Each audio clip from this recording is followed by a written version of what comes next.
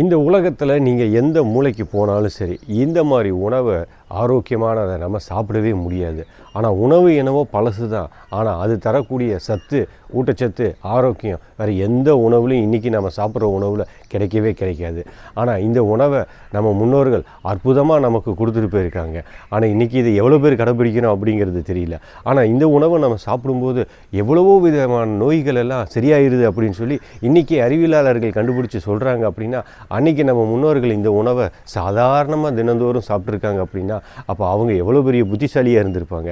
அது என்ன உணவு, அதை எப்படி சாப்பிடணும், அதை சாப்பிட்டா என்னெல்லாம் உடம்புக்கு நன்மை அப்படிங்கிறத இனி பார்க்கலாம்.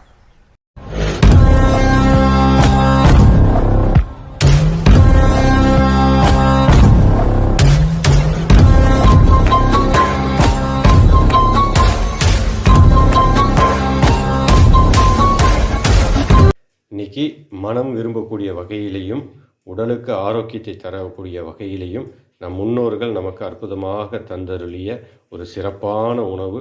உலகத்தில் நாம் எந்த மூலையில் போனாலும் இந்த உணவை வேண்டான்னு சொல்ல முடியாது. அப்பேற்பட்ட சிறப்பான மகத்துவமான உணவு. பழைய சாதத்தை நாம் என்ன பண்ணியிருக்கோம், அதை அப்படியே கரைச்சி மோர் ஊற்றி கரைச்சி அழகாக நீராகாரமாக எடுத்து வச்சுருக்கிறோம். கருவேப்பிலை போட்டு வச்சுருக்கிறோம். அடுத்து அதுக்கு எதிர்ப்பு சக்தி தரதுக்காக நம்ம சின்ன வெங்காயம் எடுத்திருக்கிறோம். அப்புறம் துவர்ப்பு சுவை வேண்டும் அப்படிங்கிறதுக்காக சுண்டைக்காயை வணக்கி வச்சுருக்கிறோம். மனம் விரும்பக்கூடிய வகையில் சுவை தரணுங்கிறதுக்காக மிளகா, மோர் மிளகா அதை வறுத்து வச்சுருக்கோம். அப்புறம் மனசு விரும்புறதுக்காக வத்தல் வடகமும் வச்சுருக்கோம். ஸோ இந்த உணவு இன்று காலை நேர உணவாக நாம் எடுக்க போகிறோம்.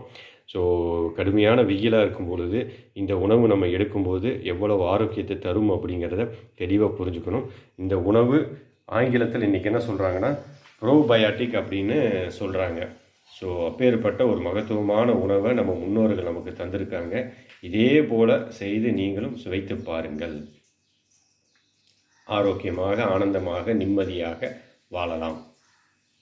உணவு நமக்கு மருந்தாக மாறும்.